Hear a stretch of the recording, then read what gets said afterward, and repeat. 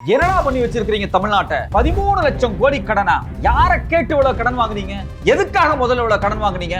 ஒட்டுமொத்தமா தமிழ்நாட்டையே ஒரு பினான்சியல் டிசாஸ்டர்ல கொண்டு முடிச்சிட்டீங்க. இதுக்கெல்லாம் யார் பதில் சொல்றது அப்படின்னு நேற்றுக்கு விஜயனுடைய தாவேக அரசுடைய பினான்ஸ் மினிஸ்டர் வெளிப்படையா பிரஸ்ல உட்கார்ந்து பேசுறாரு. இவர் இப்படி கொந்தளிப்பா இதுக்கு முன்னாடி இருந்த ஆட்சியை பத்தி பேசிட்டு இருக்கக்கூடிய அந்த நேரத்துல இவருக்கு பக்கத்துல உட்கார்ந்து இருந்தாரு பாத்தீங்களா, பினான்ஸ் செக்ரட்டரி ஐஏஎஸ் அதிகாரி. அவர் பத்திரிகைக்காரங்கள்ட்ட என்ன சொன்னாரு நீங்க பாத்தீங்களா? தமிழ்நாட்டில் இதுவரைக்கும் வாங்கப்பட்ட கடன் எல்லாமே மத்திய அரசாங்கம் எவ்வளவு லிமிட் கொடுத்திருக்குதோ அதுக்குள்ளதான் வாங்கப்பட்டிருக்கிறோம், எல்லாமே சேஃப் அப்படின்னு மினிஸ்டரை பக்கத்துல வச்சுட்டே பிரஸ்ல அவர் சொன்னார். இதை பார்க்கும்போது நமக்கு ஒரு பெரிய சந்தேகம் வருது.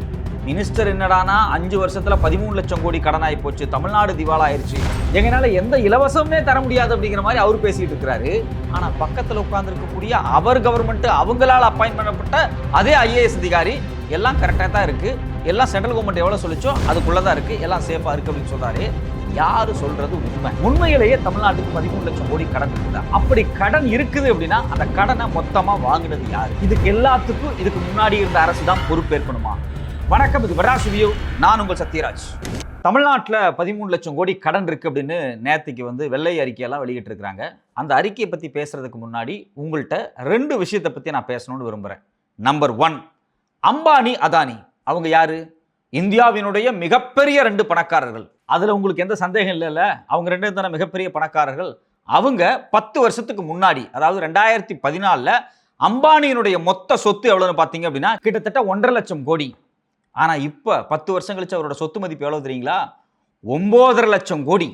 அதாவது 1.5 லட்சம் கோடியிலிருந்து 9.5 லட்சம் கோடி அதிகமாக இருக்கு அவரோட சொத்து. அதே மாதிரி தான் அதானி. இது அதானி வெறும் 57,000 கோடி தான் சொத்து வச்சிருந்தாரு 2014.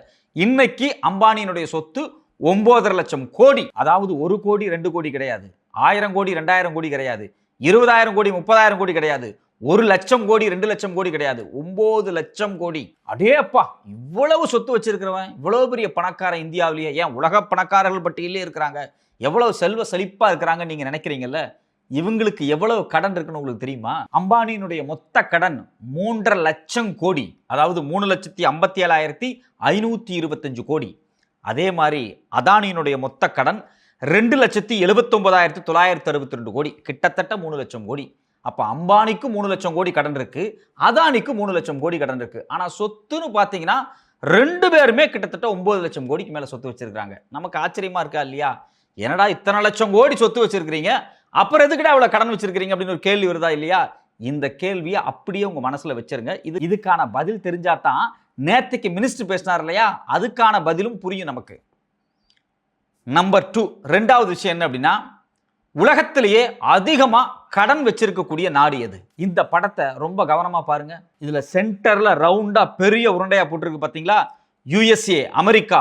38.3 ட்ரில்லியன் அமெரிக்கன் டாலர் கடன் அவங்களுக்கு. அதாவது கிட்டத்தட்ட 3000 லட்சம் கோடிக்கு அதிகமா கடன்.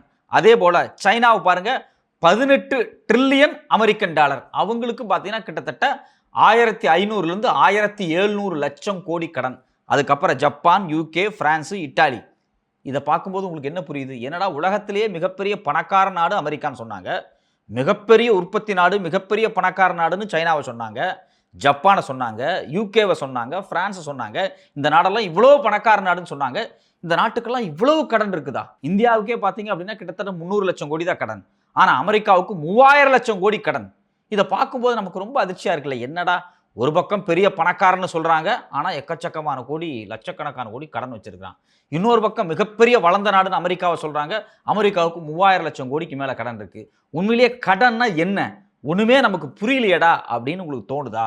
அதே மாதிரி தான் எனக்கும் கன்ஃபியூஷனாக இருந்துச்சு. அதுக்கப்புறம் தான் கொஞ்சம் மெட்டீரியல் எடுத்து படித்து பார்த்தபோது தான் தெரியுது, இந்த மாநிலத்தில் இவ்வளவு கடன் இருக்குது, ஒரு குடும்பத்துக்கு எவ்வளோ கடன் இருக்குது, தலைக்கு ஒவ்வொரு தமிழனுக்கு இவ்வளோ கடன் இருக்குது அப்படின்னு சொல்லிட்டு இருக்கிறதெல்லாம் மிகப்பெரிய பொய் அப்படிங்கிறது பிற்பாடு தான் தெளிவாக நமக்கு புரிய ஆரம்பிச்சிருக்கு. சரி, இதெல்லாம் விட்டுருங்க. அம்பானி, அதானி, அமெரிக்கா, இந்த கதையெல்லாம் விட்டுட்டு நேற்றுக்கு நம்ம மினிஸ்டர் கொந்தளிச்சார் இல்லையா, அவருக்கு வருவோம். அவர் என்ன சொல்கிறாரு? தமிழ்நாட்டுக்கு 13 லட்சம் கோடி கடன் அப்படின்னாரு.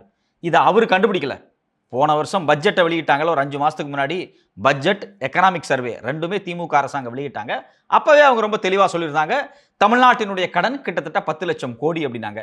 என்னடா அவங்க சொல்லி 5 மாசத்துக்குள்ள 3 லட்சம் கோடி கடன் அதிகமாயிருச்சா நினைக்காதீங்க. அவங்க மாநில அரசாங்கத்தினுடைய கடனை மட்டும் சொன்னாங்க. இது இல்லாம சில PSUs அப்படின்னு சொல்லக்கூடிய அரசாங்கத்தினுடைய நிறுவனங்கள் இருக்கு பாத்தீங்களா, அந்த நிறுவனங்களுடைய கடனையும் சேர்த்து அவங்க சொல்லியிருக்கிறாங்க. வழக்கமா பட்ஜெட்ல நிறுவனங்களுடைய கடனை ஒருபோதும் சேர்த்துக்க மாட்டாங்க. ஏன் சேர்த்துக்க மாட்டாங்க அப்படின்னா, அந்த நிறுவனத்துக்கு சொத்து இருக்கும். இப்போ ஃபார் எக்ஸாம்பிள் தமிழ்நாட்டினுடைய போக்குவரத்து துறை இருக்குன்னு வச்சுங்களேன். இந்த போக்குவரத்து துறைக்கு ஒரு குறிப்பிட்ட கடன் இருக்கு அப்படின்னா, அந்த கடனை விட 50 மடங்கு 60 மடங்கு அவங்கள்ட்ட சொத்து இருக்கும். நாளைக்கு திவாலாகனா அது வித்து கட்டிட்டு போயிடுவாங்க. அதனால நீங்க அந்த பப்ளிக் செக்டார் யூனிட்ஸுடைய கடனை ஒரு ஓரமா வச்சிருங்க. முதல்ல தமிழ்நாட்டினுடைய மாநில அரசினுடைய பியூரான கடன் எவ்வளவுன்னு பார்த்தா கிட்டத்தட்ட 10 லட்சம் கோடி அப்படிங்கிறாங்க. சரி, எது எப்படியோ 10 லட்சம் கோடிங்கிறது மிகப்பெரிய ஆபத்து தானே. 2021ல் இந்த ஸ்டாலின் அரசாங்கம் ஆட்சி அதிகாரத்துக்கு வரும்போது வெறும் 5,12,555 கோடி தானே இருந்துச்சு. இவங்க 5 வருஷம் ஆட்சி பண்ணதுனால தான் 9,99,832 கோடி, கிட்டத்தட்ட 10 லட்சம் கோடி கடனை உருவாக்கிட்டாங்க. அப்படியே டபுள் த மடங்கு கடன் அதிகப்படுத்தி இருக்காங்க. இது தப்பு இல்லையா அப்படின்னு நீங்க கேட்கலாம். அந்த கேள்விக்கான பதில் உங்களுக்கு புரியணும் அப்படின்னா நீங்க அம்பானி அதானி யோசிக்கணும். ஏன் அப்படின்னா அம்பானி அதானி 10 வருஷத்துக்கு முன்னாடி வச்சிருந்த சொத்தை விட இப்ப பல லட்சம் மடங்கு சொத்து அதிகமாயிருச்சா இல்லையா? வெறும் 57,000 கோடி சொத்து வச்சிருந்தவர் 9 லட்சம் கோடி சொத்து அதிகமாயிருக்கு இல்லையா? அதே போலதான் தமிழ்நாட்டினுடைய வருமானத்தையும் நீங்க ஒப்பிட்டு பார்த்தீங்கன்னா தான் உங்களுக்கு புரியும். 2021-22ல தமிழ்நாட்டினுடைய மொத்த உற்பத்தி, அதாவது இந்த மாநிலத்துக்குள் நடக்கக்கூடிய உற்பத்தியினுடைய மொத்த மதிப்பு வெறும் 20 லட்சம் கோடி தான். எக்ஸாக்டா சொன்னா 20.72 லட்சம் கோடி. இந்த 5 வருஷத்துல திமுக அரசாங்கம் வந்ததுக்கு பிறகு இவங்க ஒரு பொருளாதார முன்னேற்றத்தை ஏற்படுத்தி இருக்காங்க. 11% வளர்ச்சி உருவாக்கி இருக்காங்களா சொல்றாங்க இல்லையா? அதனுடைய அவுட்புட் என்ன, அதனுடைய பலன் என்ன அப்படின்னா 20 லட்சம் கோடி உற்பத்தியா இருந்தது 36 லட்சம் கோடி அதிகமா இருக்கு. கிட்டத்தட்ட 16 லட்சம் கோடி மதிப்பிலான நம்மளுடைய மாநிலத்தினுடைய உள்நாட்டு உற்பத்தி, அதாவது உள் மாநில உற்பத்தின்னு சொல்லுவாங்க, கிராஸ் ஸ்டேட் டொமஸ்டிக் ப்ராடக்ட் அப்படின்னு சொல்லுவாங்க, அதாவது GSDP. இந்த GSDP 16 லட்சம் கோடி வளர்ந்திருக்கு. எப்படி அம்பானி அதானியினுடைய சொத்து அதிகமாச்சோ அதே போல இந்த மாநிலத்தினுடைய வருமானம் இருக்கு பாத்தீங்களா, அந்த வருமானம் GSDP இது எல்லாமே பல மடங்கு பெருகி இருக்கு. இப்படி இது பல மடங்கு பெருகும் போது கண்டிப்பாக கடனை வாங்குவாங்க. இப்ப அம்பானி அதானி எதுக்கு கடன் வாங்குறாங்க? கார் வாங்குறதுக்கு, பைக் வாங்குறதுக்கு கடன் வாங்குறாங்க? அதெல்லாம் கிடையாது. அதுக்கெல்லாம் அவங்கள்ட்ட காசு இருக்கும். அப்படியே காசு இருந்தாலும் அவங்க லோன்ல தான் வாங்குவாங்க, அது வேற கதை. இப்போ ஃபார் எக்ஸாம்பிள் தமிழ்நாட்டில் ஒரு துறைமுகம் இருக்கு, சென்னையில் இருக்கக்கூடிய ஒரு காட்டுப்பள்ளி துறைமுகம். இந்த துறைமுகம் அதானிக்கு சொந்தமானது. அதானி தான் சொந்த காசு போட்டுலாம் அந்த துறைமுகத்தை வாங்கல. பாதிக்கு மேல பேங்க்ல இருந்து கடனை வாங்குவார். பாதி எல்லாம் இல்லை, கிட்டத்தட்ட 60-70% பேங்க்ல இருந்து கடனை வாங்கி அந்த கடனை கொடுத்து அந்த துறைமுகத்தை மொத்தமா விலைக்கு வாங்கிடுவார். வாங்கி அந்த துறைமுகத்தை நல்லா பராமரிப்பு செஞ்சு அதனுடைய பிசினஸை டெவலப் பண்ணி அதுல வரக்கூடிய லாபத்தை எடுத்து அந்த துறைமுகத்தை வாங்கின கடன் இருக்கு பாத்தீங்களா, அந்த கடனுக்கு வட்டியும் அசலையும் கட்டுவார். இதுதான் வழக்கமா நடக்கும். இன்னைக்கு இந்தியா முழுக்க பாத்தீங்கன்னா 10 வருஷத்துல கிட்டத்தட்ட 8க்கும் அதிகமான துறைமுகங்களை அதானி வாங்கி இருக்கிறார். இப்படி கடன் வாங்கி தான் இந்தியா முழுக்க இருக்கக்கூடிய பல நிறுவனத்தை அதானியும் அம்பானியும் இந்த 10 வருஷத்துல வாங்குறாங்க பாத்தீங்களா. அவங்களுக்கு பல லட்சம் மடங்கு 9 லட்சம் கோடி சொத்து அதிகமாச்சு பாத்தீங்களா. இந்த சொத்து அதிகமானது எல்லாமே வங்கியில கடனை வாங்கி அந்த சொத்தை வாங்குறது தான். அந்த சொத்தை வச்சு பிசினஸ் பண்ணி மிகப்பெரிய ப்ராஃபிட்டை உருவாக்கி அந்த ப்ராஃபிட்டை கட்டி தன்னுடைய கடனை அடைச்சு சொத்தை தனக்கானதா மாத்துவாங்க. இதுதான் ஒரு கார்ப்பரேட் பண்ணக்கூடிய வெளிப்படையான ஸ்ட்ராட்டஜி. இதுதான் ஒரு கார்ப்பரேட் பண்ணக்கூடிய வெல்த் மேக்ஸிமைசேஷன் அப்படிவாங்க. இதே போலதான் மாநில அரசாங்கமும். அது எப்படி இதே போல மாநில அரசாங்கம்? அவங்க துறைமுகத்தை வாங்குறாங்க, அவங்க ஏர்போர்ட்டை வாங்குறாங்க, அவங்க அந்த ஸ்டீல் கம்பெனியை வாங்குறாங்க, இந்த சிமெண்ட் கம்பெனியை வாங்குறாங்க. தமிழ்நாடு அரசாங்கம் ஏதாவது சொத்தை வாங்குச்சா? எதுக்கு சார் நீங்க தேவையில்லாம பொய் சொல்றீங்க அப்படின்னு நீங்க கேட்கலாம். இங்க தான் இன்னொரு விஷயத்தை நீங்க புரிஞ்சுக்கணும். தமிழ்நாடு அரசாங்கம் கடன் வாங்குறது எதுக்கு அப்படின்னா, இந்த அதானி அம்பானி இவங்க எல்லாம் முதலீடு பண்றாங்க பாத்தீங்களா, துறைமுகத்தை வாங்குறது, அதை வாங்குறது, இதை வாங்குறது. இந்த பிசினஸை செய்யறதுக்கான இன்ஃப்ராஸ்ட்ரக்சரை ரெடி பண்றது தான் இவங்களுடைய முக்கியமான வேலை. ரோடு போடுறது, பாலம் கட்டுறது, சிப்காட்டை உருவாக்குறது, டைடல் பார்க்கை உருவாக்குறது, இது மாதிரி தொடர்ச்சியாக தமிழ்நாட்டினுடைய மொத்த இன்ஃப்ராஸ்ட்ரக்சர்ல அவங்க கொண்டு வந்து பணத்தை முதலீடு போடுவாங்க. எந்த மாநிலத்தில் நல்ல ரோடு இருக்கு, நல்ல பாலம் இருக்கு, லா அண்ட் ஆர்டர் சரியா இருக்கு, இதுக்காகலாம் எவ்வளவு பணத்தை செலவு பண்றாங்க. ஒரு மாநிலம் முதலீடு பண்ணி சம்பாதிப்பதற்கான ஒரு பீஸ்ஃபுல்லான அட்மாஸ்பியர் அது இருக்கா? அங்க எவ்வளவு காலேஜ் இருக்கு, எவ்வளவு ஸ்கூல்ஸ் இருக்கு, எத்தனை புது காலேஜ் கட்டுறாங்க, எத்தனை புது ஸ்கூல்ஸை கட்டுறாங்க, புதுசா ஆய்வுகள்ல எவ்வளவு பணத்தை முதலீடு பண்றாங்க, எவ்வளவு பேர் ஒரு ஆண்டுல படிச்சு வெளியே வர்றாங்க, இது எல்லாமே ரொம்ப ரொம்ப ரொம்ப முக்கியம். இது மட்டும் இல்லாம எவ்வளவு மருத்துவமனைகள் புதுசா அரசு சார்பா உருவாக்கப்படுது, தனியார் மருத்துவமனைகள் உருவாக்குவதற்கான எவ்வளவு டெண்டர்ஸ் கொடுக்கப்படுது, இது மாதிரி பல விஷயங்கள் இருக்கு. ஒரு மாநிலத்தினுடைய ஒட்டுமொத்த வளர்ச்சி அப்படிங்கிறது அந்த மாநில மக்கள் எப்படி இங்கு பொருளாதார ரீதியாக வாழ்வதற்கான அகாமடேட் பண்றது அப்படிங்கிறது தான் முக்கியம். அதுக்காக பணத்தை செலவு பண்றது அப்படிங்கிறது தான் பிரதான வேலை. ஏற்கனவே நம்ம சொன்ன மாதிரி அம்பானி அதானி மாதிரி தனித்தனி சொத்துக்கள்ல முதலீடு பண்றது அரசாங்கத்தோட வேலை கிடையாது. இது மாதிரி ரோடு, பாலம், மருத்துவமனை, ஸ்கூல்ஸ் இதுல எல்லாம் இன்வெஸ்ட் பண்ணி இந்த மாநிலத்தை டெவலப் பண்றதுக்காக அவங்க கடன் வாங்குவாங்க. அப்படி கடன் வாங்குறது நம்ம மட்டும் கிடையாது, எல்லா நாடும் கடன் வாங்கும், எல்லா மாநிலமும் கடன் வாங்குவாங்க.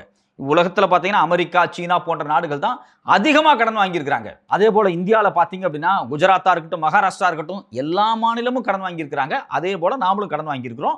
கடனை வாங்கி இப்படி முதலீடு பண்ணியிருக்கிறோம். அதுதான் ரொம்ப முக்கியமான விஷயம்.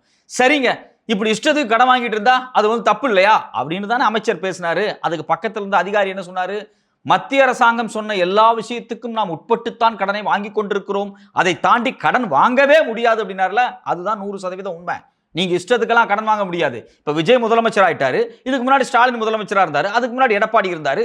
ஸ்டாலின் நினைச்சாலோ இல்ல விஜய் நினைச்சாலோ இல்ல எடப்பாடி நினைச்சாலோ இஷ்டத்துக்கெல்லாம் போய் கடனை வாங்கிடலாம் முடியாது. அலோ பண்ண மாட்டாங்க. கடனை நீங்க வாங்கணும் அப்படின்னா மத்திய அரசாங்கத்திலிருந்து அப்ரூவல் கொடுக்கணும். மத்திய அரசாங்கம் அப்படிங்கிறது மத்திய அரசாங்கத்தோட ரிசர்வ் வங்கி இருக்கும், ஃபினான்ஸ் மினிஸ்ட்ரி இருக்கும், ஏற்கனவே ஃபினான்ஸ் கமிஷன் கொடுத்த ரெக்கமெண்டேஷன் இருக்கும், பல விஷயங்கள் இருக்கு. இதுல வழக்கமா பாத்தீங்க அப்படின்னா இந்தியாவினுடைய ஃபினான்ஸ் கமிஷன், அதாவது இப்ப 16th ஃபினான்ஸ் கமிஷன் இருக்கு, 16th ஃபினான்ஸ் கமிஷன் ஒரு ரெக்கமெண்டேஷன் கொடுத்திருக்கு. என்ன ரெக்கமெண்டேஷன் அப்படின்னா, நீங்க கடன் வாங்கணும் அப்படின்னா இந்த லிமிட்டுக்குள்ள தான் வாங்கணும், இந்த லிமிட்டை தாண்டி நீங்க கடனே வாங்க கூடாது, வாங்க முடியாது அப்படின்னு சொல்லி ஃபினான்ஸ் கமிஷன் சொல்லும்.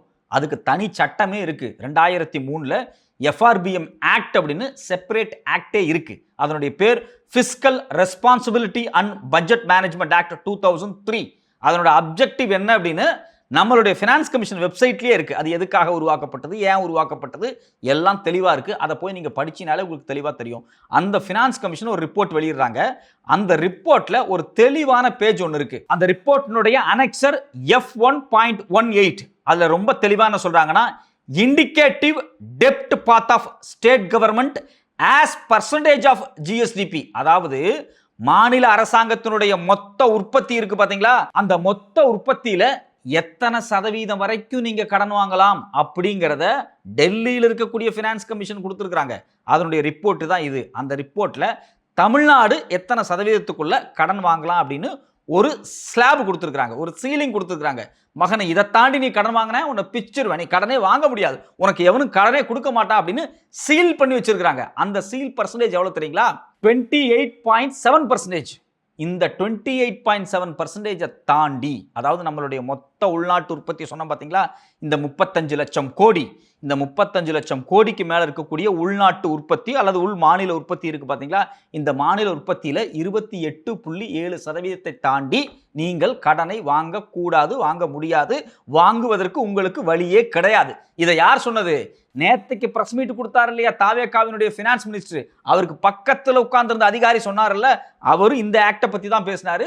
அவர் பேசும்போது அந்த ஆக்டருடைய பேர் தெரியல, பக்கத்தில் இருக்கிறவரை கேட்டு கேட்டு அவர் பேசினார், அது வெளிப்படையா தெரிஞ்சுது. அதெல்லாம் நமக்கு பிரச்சனை கிடையாது. ஆனா அவர் ஒரு விஷயத்தை திரும்ப திரும்ப சொன்னாரு, மத்திய அரசாங்கம் சொன்னதை தாண்டி நாங்க கடனை வாங்கல அப்படின்னாரு. அதுதான் இந்த 28.7%.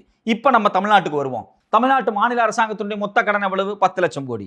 இந்த 10 லட்சம் கோடி அப்படிங்கிறது இந்த 28.7%க்கு அதிகமா போயிருச்சா அப்படின்னா அதிகமா எல்லாம் போகல. இந்த 28.7%க்கு குறைவா தான் இருக்கு. ஸோ அப்போ மத்திய அரசாங்கத்தினுடைய ஃபினான்ஸ் மினிஸ்ட்ரி கொடுத்திருக்கக்கூடிய ரிப்போர்ட்டின் அடிப்படையில் பார்த்தா தமிழ்நாடு அரசு இதுக்கு முன்னாடி 5 வருஷம் வாங்கியிருக்கக்கூடிய கடன் அப்படிங்கிறது பாதுகாப்பான ஒரு கடனே தவிர இது திவால் ஆகக்கூடிய கடன் கிடையாது. ஸோ அப்போ இருக்கக்கூடிய டேட்டாவை எல்லாத்தையும் எடுத்து வச்சுக்கிட்டு நேற்றுக்கு நம்ம ஃபினான்ஸ் மினிஸ்டர் பயங்கரமாக உருட்டுன்னு உருட்டுறாரு. நமக்கே பார்க்கும்போது வேடிக்கையாக இருக்குது. அவருக்கு வேறு வழி கிடையாது. இதுக்கு முன்னாடி இருந்த அரசாங்கம் திவால் ஆக்கிட்டு போயிடுச்சு, அது ஏதோ அந்த மங்காத்தா படம் மாதிரி மொத்தமாக இருக்கிற பணத்தெல்லாம் பையில போட்டு தூக்கிட்டு போயிட்டாங்க அப்படின்னு சினிமா பாணியில் சொல்கிறாரு. அப்படியெல்லாம் யாரும் தூக்கிட்டுலாம் போக முடியாது ரஜா. ஒவ்வொரு மாதமும் ஆயிரக்கணக்கான கோடி நமக்கு வரியா வந்துகிட்டு இருக்கு. அப்படி வரக்கூடிய வரியை தான் நம்ம செலவு பண்ணிட்டு இருக்கோம். நேற்று கூட விஜய் அரசாங்கம் கிட்டத்தட்ட 15,000 கோடி மின்துறைக்கு முதலீடு பண்றாங்க. அந்த 15,000 கோடி எங்கிருந்து வந்துச்சு? நீங்க தானே சொன்னீங்க திவால் ஆயிடுச்சு அப்படின்னு. திவாலானா 15,000 கோடி எங்கிருந்து வந்துச்சு? நேற்றுக்கு தான் நீங்க 1000 ரூபாய் போட்டீங்க. யாருக்கு? எல்லா மகளிர்களுக்கும். இதுக்கு முன்னாடி போன மாசம் 1000 ரூபாய் போட்டீங்க. பல ஆயிரம் கோடி பணம் போட்டிருக்கீங்க மக்களுக்கு. அந்த பணம் எங்க இருந்து வந்துச்சு? விஜய் உட்கார்ந்து சம்பாரிச்சு கொண்டு வந்தாரா? அவருடைய சொந்த வீட்டு பணமான கிடையாது. மாசம் வருமானம் வரும். வர்ற வருமானத்தை திருப்பி நீங்க மக்களுக்கு கொடுக்க போறீங்க. ஸோ அப்போ மாதம் வருமானம் வரணுங்கிற அடிப்படை அறிவு கூட இல்லாம மொத்தமா திவாலாக்கிட்டு போயிட்டாங்கப்பா. ஏதோ பேங்கை திறந்து உடைச்சு இல்ல பீரோவை திறந்து உடைச்சு தங்க கட்டிகளையும் பணத்தையும் அஜித் எடுத்துட்டு போவார் பாத்தீங்களா, அது மாதிரி ஒரு சினிமா பாணியான டயலாக விட்டு மாட்டிக்கிட்டாங்க. சரி, ஓகே, ரைட்டு, டயலாக் தான் விட்டோம், இத்தோட முடிச்சுக்கலான்னு பார்த்தா அத்தோட அவங்க முடிக்கல. நேத்தைக்கு ஒயிட் பேப்பர் ரிலீஸ் பண்றாங்க அப்படிங்கிற பேர்ல பயங்கரமா கடன் ஆயிடுச்சு அப்படி இப்படின்னாங்க. ஆனா மத்திய அரசாங்கத்தினுடைய டேட்டா படி பார்த்தா தமிழ்நாட்டினுடைய கடன் அப்படிங்கிறது நம்மளுக்கு கொடுக்கப்பட்டிருக்கக்கூடிய அந்த லிமிட்டுக்குள்ள தான் இருக்கு அப்படின்னு இதே தாவேக அரசாங்கத்தினுடைய அதிகாரி பக்கத்தில் உட்கார்ந்துக்கிட்டு பிரஸ்ல சொன்னார். நான் சொல்றது உங்களுக்கு பொய்யா இருந்துச்சு அப்படின்னா, உங்களுக்கு நம்பிக்கை இல்லை அப்படின்னா, நீங்க கூகுளில் போய் டெல்லியினுடைய ஃபினான்ஸ் மினிஸ்ட்ரி இருக்கு பார்த்தீங்களா, அதில் இருக்கக்கூடிய ஃபினான்ஸ் கமிஷனுடைய ரிப்போர்ட்டை தேடி எடுத்து படிச்சு பாருங்க. அந்த ஃபினான்ஸ் கமிஷனில் ரொம்ப தெளிவாக சொல்லியிருக்கும் நம்மளுடைய பர்சன்டேஜ் எவ்வளோ, இண்டிகேட்டிவ் டெப்ட் path of state governments percentage of GSDP அப்படின்னு தெளிவாக கொடுத்துருப்பாங்க. இதை நீங்க படிச்சு பாருங்க, உங்களுக்கே புரியும். இதை நேற்று பேசும்போது நம்மளுடைய அமைச்சர் இன்னொரு உருட்டுனார். அவர் என்ன சொன்னார் அப்படின்னா, 2021 28.7% இருந்துச்சு எது இந்த கடன் சதவீதம், இப்ப பாத்தீங்கன்னா 28.3% ஆயிடுச்சு அப்படின்னாரு. அதாவது சதவீதம் குறைஞ்சிருக்கு அப்படின்னா கடன் வாங்குறதுனுடைய அளவு குறைஞ்சிருக்கு, அமௌண்ட் கூடி இருக்கும், ஆனா பர்சன்டேஜ் குறைஞ்சிருக்கு. இது கூட தெரியாம பர்சன்டேஜ்னா என்ன, அமௌண்ட்னா என்ன, இந்த அடிப்படை புரிதல் கூட இல்லாம ஐயோ இவங்க வந்து தமிழ்நாட்டில் கடனா உருவாக்கி தமிழ்நாட்டை நாசம் பண்ணிட்டு போயிட்டாங்க அப்படின்னு ஒரு பொய்யான டேட்டாவை சொல்றாரு. இதுல இன்னொரு உருட்டு வேற இந்த பிரஸ் மீட்ல உருட்டி இருக்காரு. அது என்ன அப்படின்னா, மகாராஷ்டிராவை பாருங்கள், குஜராத்தை பாருங்கள், குஜராத்தினுடைய கடன் வெறும் 5.5 லட்சம் கோடி தான், தமிழ்நாட்டினுடைய கடன் 10 லட்சம் கோடி அப்படின்னு சொல்லி தமிழ்நாடு ஏதோ குஜராத்தை விட ரொம்ப மோசமான சூழல் இருக்கிற மாதிரி ஒரு ப்ரொஜெக்ட் பண்ண முயற்சி பண்றாரு.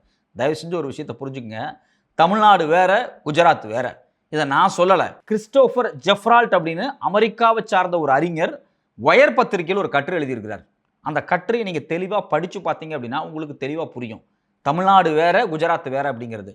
தமிழ்நாட்டில் எத்தனை மருத்துவமனை இருக்குது, குஜராத்தில் எத்தனை மருத்துவமனை இருக்குது, தமிழ்நாட்டில் எத்தனை பேஷண்ட்டுக்கு எத்தனை பெட் இருக்கு, குஜராத்தில் எத்தனை பேஷண்ட்டுக்கு எத்தனை பெட் இருக்கு, தமிழ்நாட்டு பெண்கள் எவ்வளவு பேர் கல்வி கற்கிறாங்க, குஜராத்தில் எவ்வளவு பேர் கல்வி கற்கிறாங்க, தமிழ்நாட்டில் எவ்வளவு மாணவர்கள் பள்ளி படிப்பு முடிக்கிறாங்க, அங்க எவ்வளவு பள்ளி படிப்பு முடிக்கிறாங்க, இங்க எத்தனை காலேஜ் இருக்கு, அங்க எத்தனை காலேஜ் இருக்கு, இங்க எத்தனை ஸ்கூல் இருக்கு, அங்க எத்தனை ஸ்கூல் இருக்கு, இப்படி ஒரு பெரிய பட்டியலையே அவர் போட்டிருக்கிறாரு. அந்த பட்டியல் எடுத்து பார்த்தா நமக்கு ரொம்ப அதிர்ச்சியா இருக்கு. ஒரு 2 சின்ன எக்ஸாம்பிள் மட்டும் சொல்றேன். இந்தியாவிலேயே டாப் மோஸ்ட் 100 பல்கலைக்கழகங்கள் எங்கெங்கெல்லாம் இருக்குது அப்படின்னு செக் பண்ணும்போது தமிழ்நாட்டில் 18 பல்கலைக்கழகங்கள் இருக்குது. ஆனால் குஜராத்தில் வெறும் 2 பல்கலைக்கழகம் தான் இருக்குது. ஸோ அப்போ இங்கே 18 பல்கலைக்கழகத்துக்கு யூனிவர்சிட்டிக்கு பணம் செலவு பண்ணணும் அரசாங்கம், அங்கே 2க்கு செலவு பண்ணால் போதும். ஏன்னா அங்கே வந்து அந்த எஜுகேஷன் சிஸ்டம் அப்படிங்கிறது ரொம்ப ரொம்ப ரொம்ப ரொம்ப புவரான விஷயம். இதில் இன்னொரு விஷயத்தை நீங்கள் அடிஷனலாக சேர்த்துக்கணும். கிராஸ் என்ரோல்மெண்ட் ரேஷியோ, ஜிஇஆர்னு சொல்லுவாங்க. +2 முடிச்சுட்டு எவ்வளோ பேர் காலேஜ் சேர்றாங்க, 10th முடிச்சுட்டு எவ்வளோ பேர் +2 சேர்றாங்க, 8th முடிச்சுட்டு எவ்வளோ பேர் 10th வர்றாங்க, இந்த கேட்டகரி இருக்குது பார்த்தீங்களா. தன்னுடைய படிப்பை மேம்படுத்தி கொண்டே இருக்கக்கூடிய அந்த மாணவர்களுடைய என்ரோல்மெண்ட் ரேஷியோ, ஹையர் எஜுகேஷன்லேருந்து பிரைமரி எஜுகேஷன் வரைக்கும், அதை எடுத்து பார்த்தீங்கன்னா நமக்கு ரொம்ப அதிர்ச்சியாக இருக்கும். தமிழ்நாட்டை பொறுத்த வரைக்கும் அது வந்து 47% இருக்குது. ஆனால் குஜராத்தில் வெறும் 24% தான் இருக்குது. அதாவது தமிழ்நாட்டில் +2 முடிச்சுட்டு 100 பேர் காலேஜுக்கு போகிறாங்க அப்படின்னா குஜராத்தில் வெறும் 50 பேர் தான் காலேஜுக்கு போவான். அப்போ இங்கே 100 பேர்த்துக்கு தமிழ்நாடு அரசாங்கம் செலவு பண்ணணும், அங்கே வெறும் 50 பேர்த்துக்கு செலவு பண்ணால் போதும். இன்னொரு சின்ன எக்ஸாம்பிளோட சொல்லி இதை முடிக்கிறேன். தமிழ்நாட்டு அரசாங்கத்தினுடைய அரசு மருத்துவமனையில் எத்தனை பெட் இருக்கு தெரியுங்களா? 99,435 பெட் இருக்கு, கிட்டத்தட்ட 1 லட்சம் பெட் இருக்கு. ஆனால் குஜராத்தில் பார்த்தீங்கன்னா வெறும் 29,402 பெட் தான் இருக்கு. ஸோ அப்போ தமிழ்நாட்டில் இருக்கக்கூடிய அரசு மருத்துவமனை கட்டமைப்பு அப்படிங்கிறது மிக பிரம்மாண்டமானது. அதில் ஹாஸ்பிட்டல்லேருந்து டாக்டர்லேருந்து மருந்து உற்பத்தியிலேருந்து நர்ஸ் வரைக்கும் எல்லாத்துக்கும் சம்பளமும் உற்பத்திக்கான செலவையும் இந்த மாநில அரசாங்கம் செலவு செஞ்சுட்டு இருக்காங்க. ஆனால் குஜராத்தில் நாம் செலவு பண்ணுறதுல 1/4 கால்வாசி செலவு பண்ணால் போதும். அவங்களுடைய கடன் குறைவாக இருக்கிறதெல்லாம் முக்கியம் கிடையாது, நம்மளுடைய கடன் அதிகமாக இருக்கிறதெல்லாம் முக்கியம் கிடையாது. இங்கே எத்தனை காலேஜ் இருக்குது, எத்தனை பெட் இருக்குது, எத்தனை ஸ்கூல் இருக்குது, இதைத்தான் நீங்கள் பார்க்கணும். இதுதான் வளர்ச்சி. அந்த ஊரில் போய் நீங்கள் சாதாரணமாக ஒரு கூலி வேலைக்கு போகிறீங்க, ஒரு மேஸ்திரியாக போகிறீங்க அப்படின்னா 300 ரூபா சம்பளம் கொடுப்பான். நம்ம ஊரில் 1000 ரூபா ஒரு மேஸ்திரிக்கு சம்பளம். அங்கே இருக்கக்கூடிய ஒரு விவசாய கூலி 100 ரூபா சம்பளம் வாங்குவான். நம்ம ஊரில் கூடிய விவசாய கூலி 300 ரூபா சம்பளம் வாங்குவான். ஏன்னா நம்மளுடைய பொருளாதார வளர்ச்சி. அதாவது நீங்கள் பெஸ்ட் எக்ஸாம்பிள் வட இந்தியாவை எடுத்துக்கங்க. மத்திய பிரதேசா இருக்கட்டும், இல்லை வெஸ்ட் பெங்காலாக இருக்கட்டும், இல்லை பீகாராக இருக்கட்டும், ஜார்க்கண்டாக இருக்கட்டும், ஒரிசாவாக இருக்கட்டும், கொத்தா பை எடுத்துட்டு தமிழ்நாட்டுக்கு வர்றான் வேலை செய்கிறதுக்கு.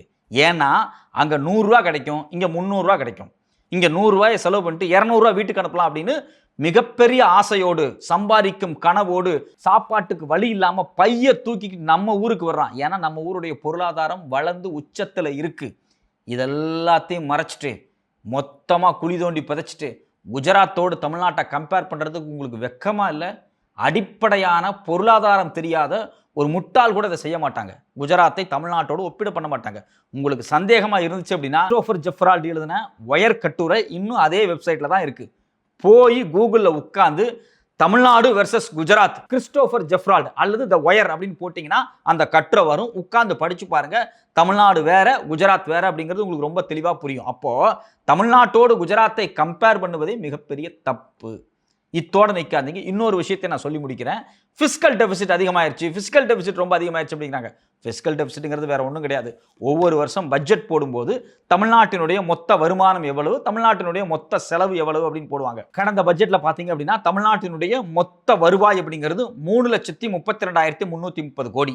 தமிழ்நாட்டினுடைய செலவு அப்படிங்கிறது 4,39,293 கோடி. கிட்டத்தட்ட 1.25 லட்சம் கோடி. கிட்டத்தட்ட 1 லட்சம் கோடிக்கு அதிகமாக துண்டு விழுந்துருச்சு நம்ம பட்ஜெட்ல. அதாவது மாச வருமான சம்பளம் வாங்குவோம் பார்த்தீங்களா, நான் 3000 ரூபாய் சம்பளம் வாங்குறேன் அப்படின்னா என் செலவு 4000 இருந்துச்சுன்னா 1000 ரூபாய் துண்டு விழுந்துருச்சுன்னு சொல்றல, அதே மாதிரி தான் 3.25 லட்சம் கோடி நமக்கு வருமானம் வருது. கிட்டத்தட்ட 4.25 லட்சம் கோடிக்கு மேல செலவாகுது. அப்படிங்கும்போது இதை சமாளிக்கிறதுக்காக நாம வெளியிருந்து கடன் வாங்குவோம்ல, இந்த கடனை நம்ம இஷ்டத்துக்கெல்லாம் வாங்கிட முடியாது. இதுக்கும் மத்திய அரசாங்கம் ஒரு லிமிட் கொடுத்துருக்காங்க. அதுவும் எதுல கொடுக்கப்பட்டிருக்கு அப்படின்னா fiscal responsibility and budget management ஆக்ட்ல தெளிவா கொடுத்துருக்காங்க. 3% தாண்டி போகக்கூடாது அப்படிங்கிறாங்க. இந்த 1 லட்சம் கோடி துண்டு விழுகுது பாத்தீங்களா, இந்த துண்டு அப்படிங்கிறது 3 லட்சம் கோடிக்கு உள்ளதா இருக்கணும் அப்படிங்கிறாங்க. இன்னொரு 0.5% மத்திய அரசாங்கம் நீங்க வாங்கிக்கலாம் அப்படின்னு 3-4 ஆண்டுகளுக்கு முன்னாடி மாநில அரசாங்கங்களுக்கு அலோவ் பண்ணாங்க. ஏன் அப்படின்னா உதய் மின் திட்டத்துல இந்த அரசாங்கங்கள் கையெழுத்து போடுறதால உதய் மின் திட்டத்தால பாதிப்பு ஏற்படும், வருமான இழப்பு ஏற்படும். அந்த சூழ்நிலையில நீங்க இன்னொரு 0.5% கடன் வாங்கிக்கலாம் அப்படின்னு மத்திய அரசாங்கம் அப்ரூவல் கொடுத்துருக்காங்க. அந்த அப்ரூவலின் படி பாத்தீங்க அப்படின்னா 3.5% வரைக்கும் நாம பட்ஜெட்டுக்கு கடன் வாங்கலாம். பிசிக்கல் டெபிசிட்டை சமாளிக்கிறதுக்காக இந்த லிமிட்டுக்குள்ள நம்ம வாங்கிக்கலாம் அப்படின்னு மத்திய அரசாங்கம் சொல்லியிருக்கு. நாமளும் அந்த 1 லட்சம் கோடி வாங்கி இருக்கிறோம். அந்த 1 லட்சம் கோடி அப்படிங்கிறது 3% தான்.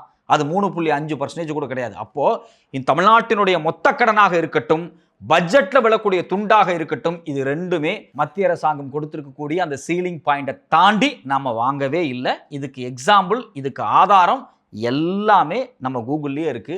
நீங்க போய் படிச்சு பாருங்க. ரிசர்வ் பேங்கினுடைய டாக்குமெண்ட் எடுத்து படிச்சு பாருங்க, ஃபினான்ஸ் மினிஸ்டருடைய டாக்குமெண்ட் எடுத்து படிச்சு பாருங்க, 16th ஃபினான்ஸ் கமிஷனோட டாக்குமெண்ட் எடுத்து படிச்சு பாருங்க. எல்லாமே தெளிவா இருக்கு. இது எல்லாத்தையும் விடுங்க. குறைஞ்சபட்சம் நேற்று ஃபினான்ஸ் மினிஸ்டர் பேசினார்ல, அவர் பேசும்போது பக்கத்தில் ஒரு அதிகாரி உட்கார்ந்துருந்தார்ல, அவர் என்ன பேசினாரு அப்படிங்கிறதையாவது தயவு செஞ்சு நீங்க உட்கார்ந்து வீடியோவில் எடுத்து பாருங்க. உங்களுக்கு எல்லாமே புரியும். அதாவது ஒரு டேட்டாவை எடுத்து வச்சு இது சரியா இருக்கு அப்படின்னு ஃபினான்ஸ் மினிஸ்டர் பேசுறாரு, ஃபினான்ஸ் மினிஸ்டரோட பிஏ பேசுறாரு, ஃபினான்ஸ் மினிஸ்டரினுடைய செக்ரட்டரி பேசுறாரு. ஆனா ஃபினான்ஸ் மினிஸ்டர் இந்த டேட்டா வச்சுக்கிட்டு இதுக்கு முன்னாடி இருந்த அரசாங்கத்தை குறை சொல்லிட்டு நாங்க இவ்வளவெல்லாம் உங்களுக்கு செய்யறன்னு சொன்னோம், கிட்டத்தட்ட 6 லட்சம் கோடிக்கு இலவசங்கள் செய்யறன்னு சொன்னோம், அதெல்லாம் எங்களால செய்ய முடியாது, ஏன்னா திவால் ஆயிடுச்சு அப்படின்னு ஒரு பச்சை பொய்யை சொல்லிட்டு ஏமாத்திட்டு ஓடுறாரு. அவ்வளவுதான்.